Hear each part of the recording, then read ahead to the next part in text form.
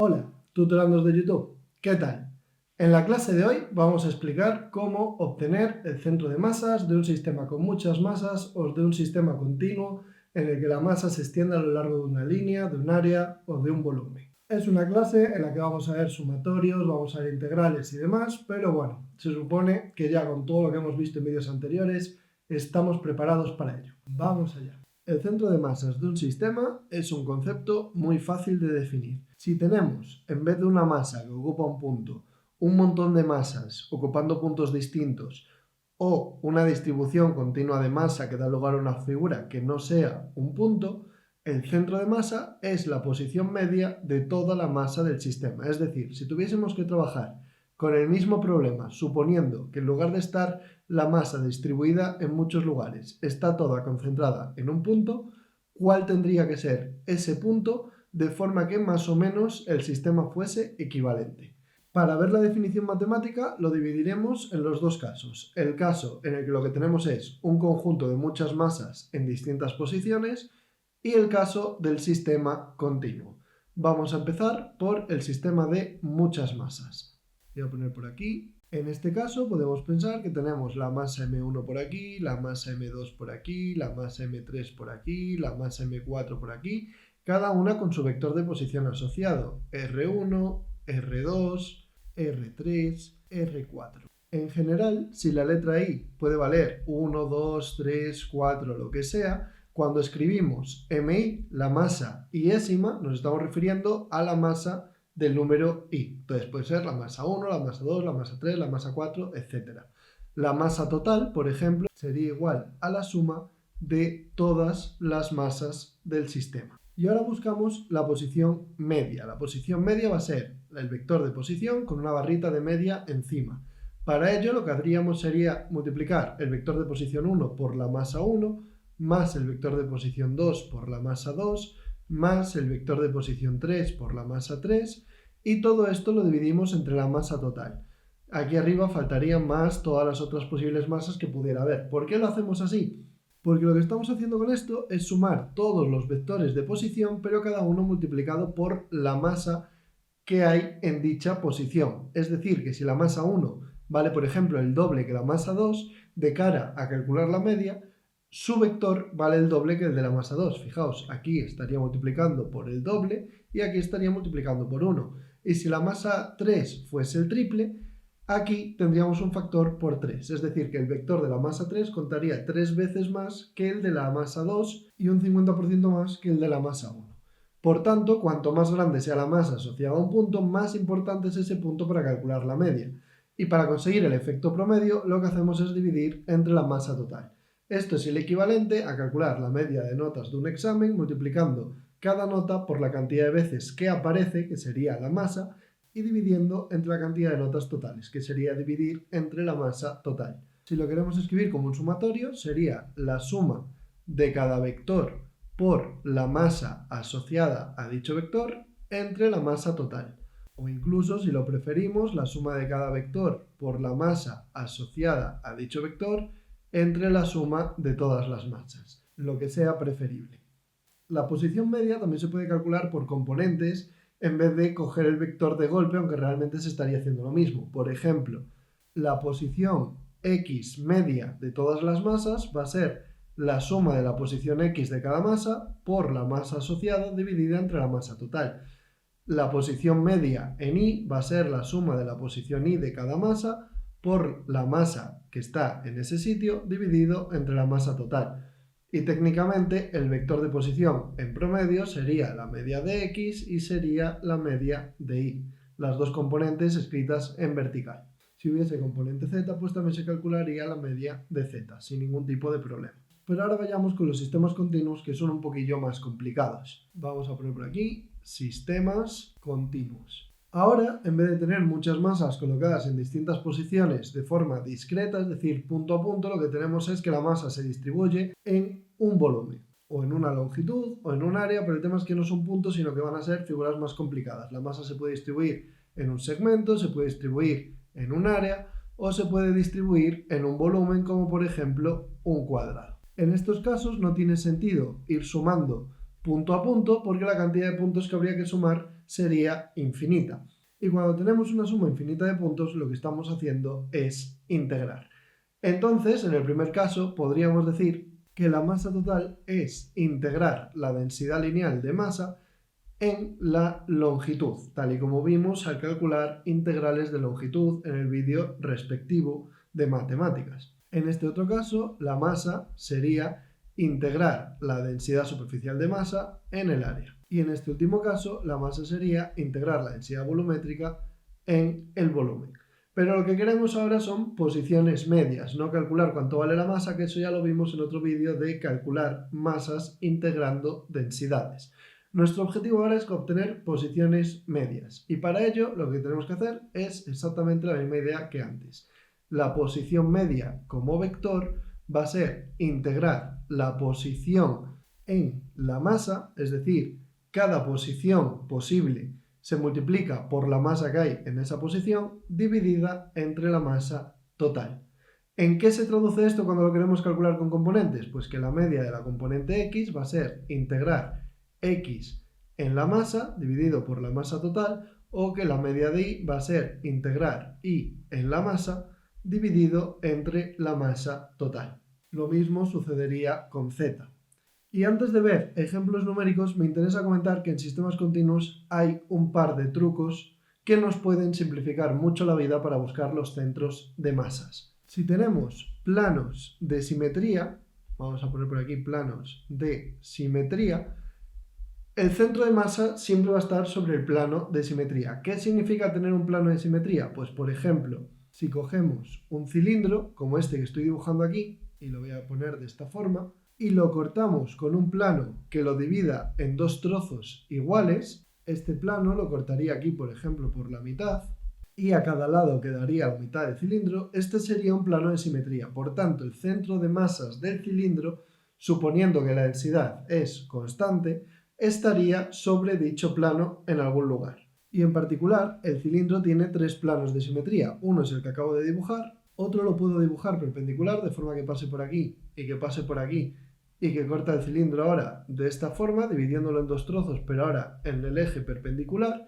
Y el tercer plano que puede cortar el cilindro en dos trozos iguales sería un plano horizontal que lo divide en dos secciones, una por arriba y otra por abajo.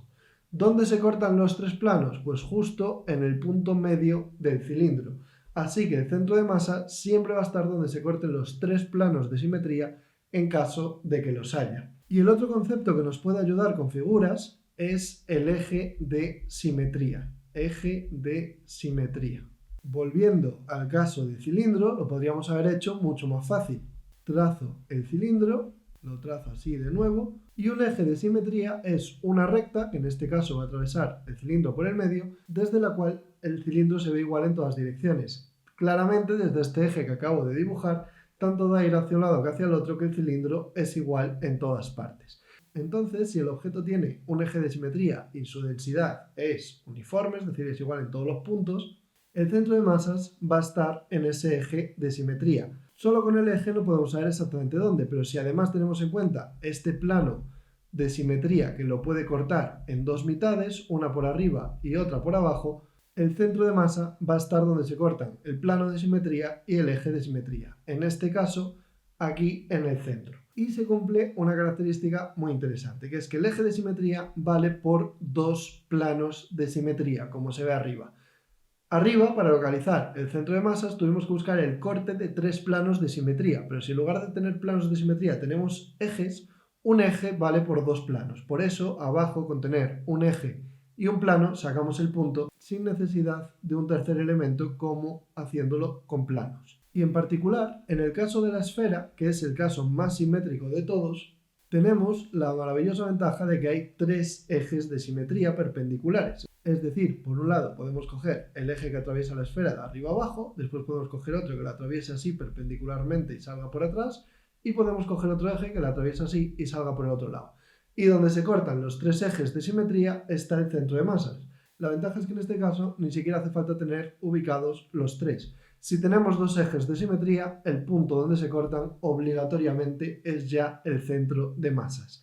Y el tercer eje de simetría, en caso de que exista, tendrá que ser coherente con los otros dos. Y dicho esto, vamos a hacer alguna operación. Por ejemplo, vamos a suponer que tenemos esta barra que va desde x igual a 0 hasta x igual a la longitud y vamos a suponer que la densidad lineal de masa que tiene este sistema es igual a 500 por x, es decir, que la densidad aumenta con la distancia en el eje x. En particular, aquí la densidad lineal valdría 0 y en el punto final valdría 500 por la longitud.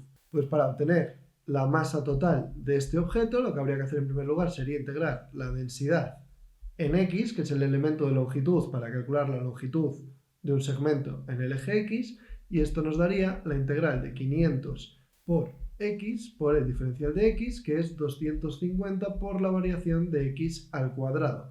En el caso que nos ocupa, suponiendo que la longitud es igual a 1 metro, por ejemplo, nos quedaría 250 por 1 al cuadrado menos 0 al cuadrado, que son el valor final y el valor inicial de x, y esto nos daría que la masa es 250. Y ahora, si queremos calcular la posición del centro de masas, lo único que tenemos que hacer es decir que la media de x es integrar x en la masa y dividir entre la masa total.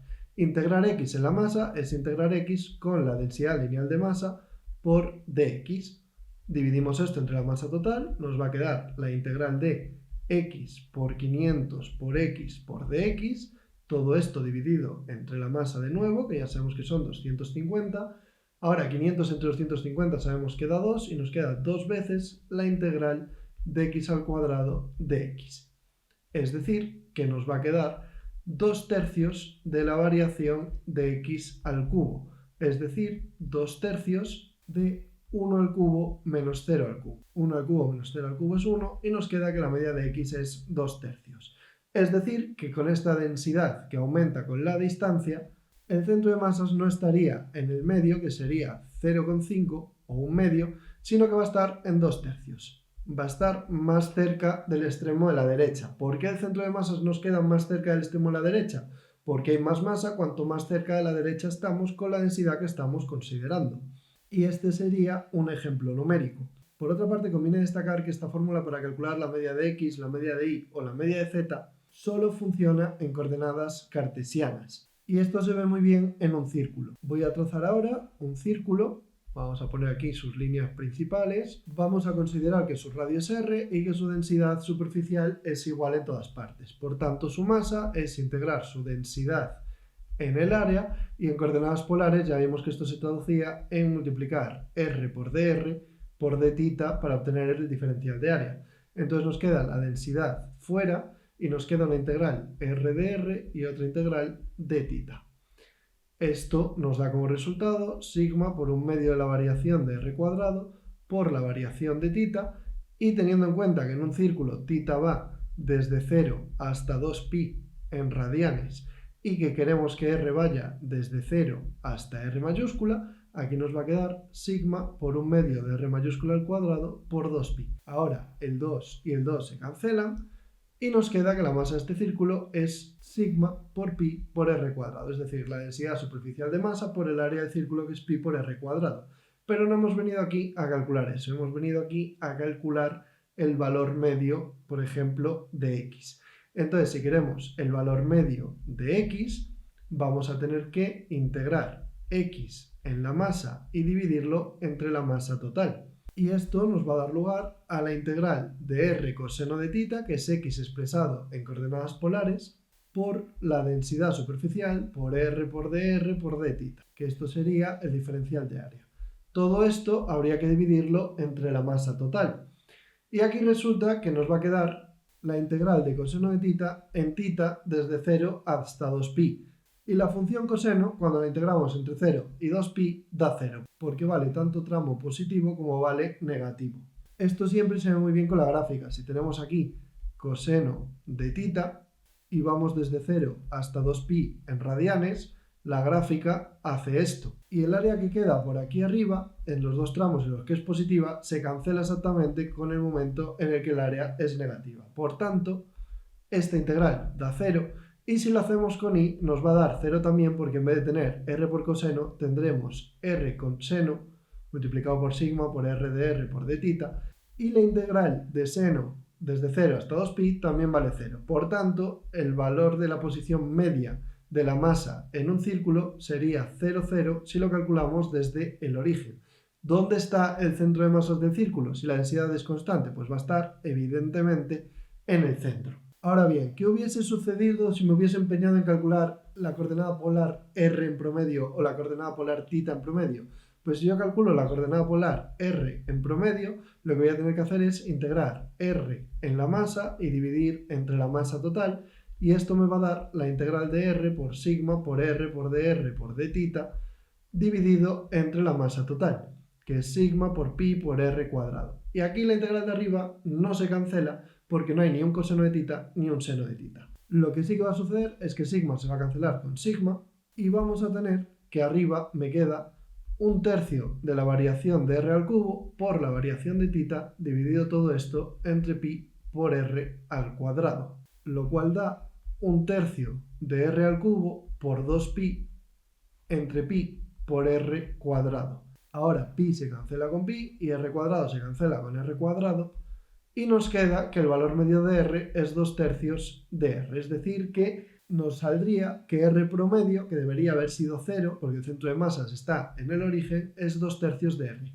¿Qué es lo que está fallando aquí? Que lo que estamos calculando aquí no es dónde está el centro de masas al hacer esta fórmula. Lo que estamos calculando es cuánto vale en promedio en todo el círculo el radio. Y el radio en promedio en todo el círculo, pues aparentemente vale 2 tercios del radio total.